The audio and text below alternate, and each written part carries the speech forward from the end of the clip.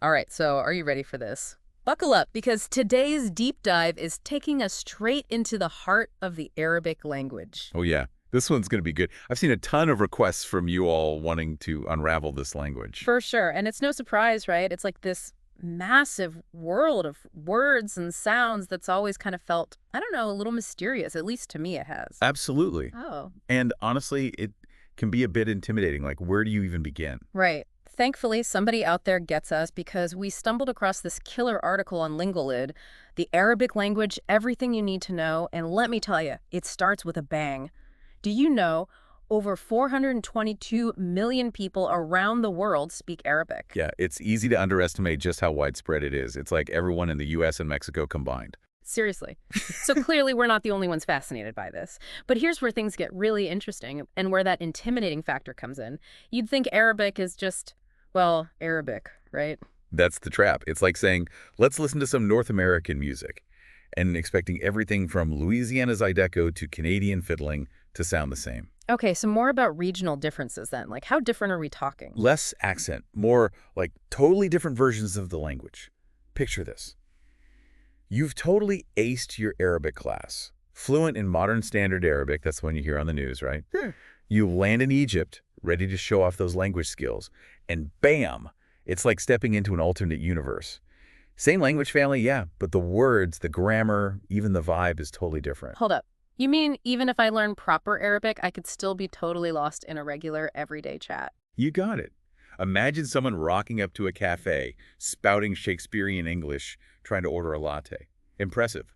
For sure. Effective. Not so much. So what you're saying is there's, like, levels to this. You could say that. The article does a really great job breaking down the main types of Arabic, which honestly is knowledge you kind of need before even thinking about diving in head first. Okay, so break it down for me. What are the big players in this Arabic language family? All right, well, first up, you've got the OG classical Arabic. Think the Quran, ancient poetry, historical texts. It's like a portal to the past. Gotcha. But not what people are tossing around in conversation these days. Not unless they're really trying to impress someone. For everyday use, even super formal settings, you're more likely to hear Modern Standard Arabic, or MSA. Think of it as the common language of the Arab world. News broadcasts, documents, even the subtitles on your favorite streaming show. It's designed for clear communication across all those regional variations we talked about. So if MSA is the common ground, those regional differences, those are just like, what, pronunciation quirks? Oh, we wish it were that simple. Uh, Think completely different words for everyday things, verb conjugations that'll make your head spin. Heck, even the slang's a whole other ballgame depending on where you are. Going back to our example, you might follow a news report in MSA, but good luck debating the latest football match with a group of Moroccan friends, if that's all you've got. so we're not talking about learning a language. We're talking about diving into a whole language family reunion where everyone kind of gets along but speaks their own way. Now you're getting it. And honestly, getting a handle on this whole family dynamic is absolutely vital for anyone even thinking about dipping their toes into the world of Arabic. Okay, I gotta say, going from Arabic sounds cool to this language is like a freaking iceberg of history and dialects has been a wild ride. See, that's what I love about it. It's not just some language you check off your list. It's like this massive world waiting to be explored. Right. And speaking of exploring the historical side of things in this article, wow, this language goes way, way back. Oh, absolutely. I mean, just wrap your head around this. The article mentions Arabic's roots going back to the 1st century BCE. We're talking ancient history here. Ancient is an understatement. But it was really the rise of Islam around the 7th century CE that kind of put Arabic on the map, right? Big time. Exactly. And I know the article mentioned the Quran being a major factor, which of course it was. But it wasn't just about religious texts. It went way beyond that. Okay, so like what else are we talking about here? Well, picture this. Europe, back in the Middle Ages. What language do you think all the big thinkers, the scholars, were using to make their discoveries? It was Latin, the language of knowledge. Well, during Islam's golden age, Arabic was that language. Get out of here. You're saying Arabic was like the key to scientific breakthroughs and stuff? Exactly. Math, astronomy, medicine, we're talking huge GE advancements, all happening in Arabic. And Sure. guess what? We still see traces of that influence in the words we use today. Wait, seriously? Like, what? Give me an example. Okay, think about algebra.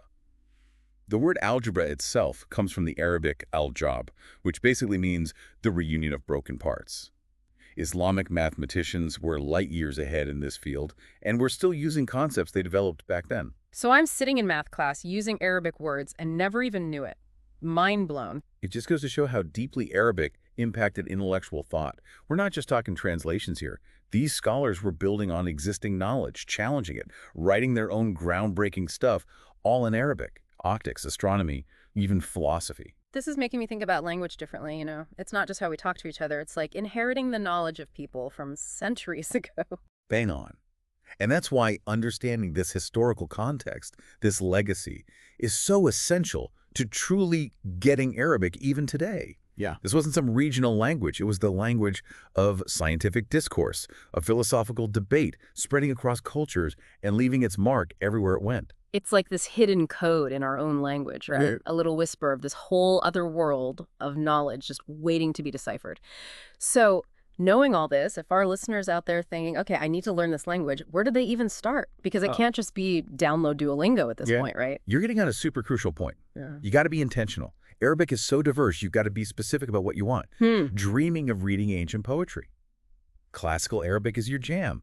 Want to navigate the souks of Marrakech like a pro. Moroccan Arabic it is. So it's not just about learning a language, it's about accessing a specific world within that language, right? Exactly.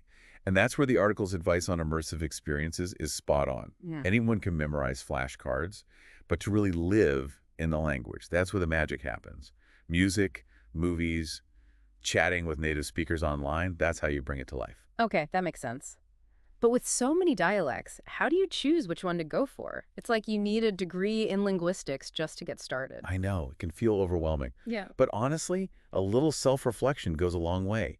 Ask yourself, what is it about Arabic that excites me? What am I hoping to get out of this journey? Because the beauty is, with all the online resources available today, you can connect with native speakers, find dialect-specific materials. The possibilities are endless. You know, it's kind of funny. I started this whole thing thinking Arabic seems like a cool language, and now I'm looking at this like vast tapestry of history and culture, and I'm realizing just how much there is to uncover. And that, my friend, is the beauty of it. It's a journey, not a destination, right? Right. It's about embracing the sheer depth and complexity of what you're engaging with. And that goes beyond just like speaking the words. It's about the cultural nuances, the history woven into every phrase.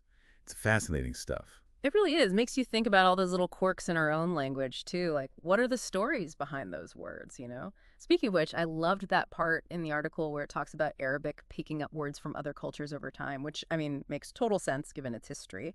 And what's even more interesting is that it wasn't just a one-way street. Of course, Arabic absorbed words from all over Persian, Turkish, you name it. But here's the real kicker. English words, coffee, sugar, algorithm, all borrowed straight from Arabic. It's a reminder of that golden age when Islamic scholars were leading the charge in so many fields. Wow. It's like this hidden web connecting all these languages, all these cultures across centuries. Suddenly, learning Arabic isn't just about like ordering food in a different language. It's like finding these linguistic Easter eggs everywhere I look. Exactly. It really challenges that whole us versus them thing that language barriers can sometimes create. Because when you realize how much we've borrowed and adapted from each other linguistically, it highlights just how interconnected we all really are. It's pretty amazing when you think about it. It makes you wonder, like, if you traced any word back far enough, would it lead to some ancient campfire where people were just trying to, I don't know, make sense of the world together? Now, there's a thought-provoking question to end on, and it speaks to the power of language, right? Not just to communicate, but to connect us across time and cultures. And, you know, the article even touched on how Arabic is still evolving today, still adapting, taking on new words. It's a living, breathing thing. So on that note, I want to give a huge shout out to Oualid for that mind-blowing article. Seriously, if you're even a little bit curious about Arabic or just fascinated by the way language and history intertwine, go check it out. Couldn't agree more. It's a fantastic reminder that learning a language isn't just about textbooks and grammar rules. It's about opening yourself up to new worlds, new ways of thinking, new ways of seeing the world around us. Beautifully said. Well, that's it for today's deep dive into the captivating world of the Arabic language. Until next time, happy exploring, everyone.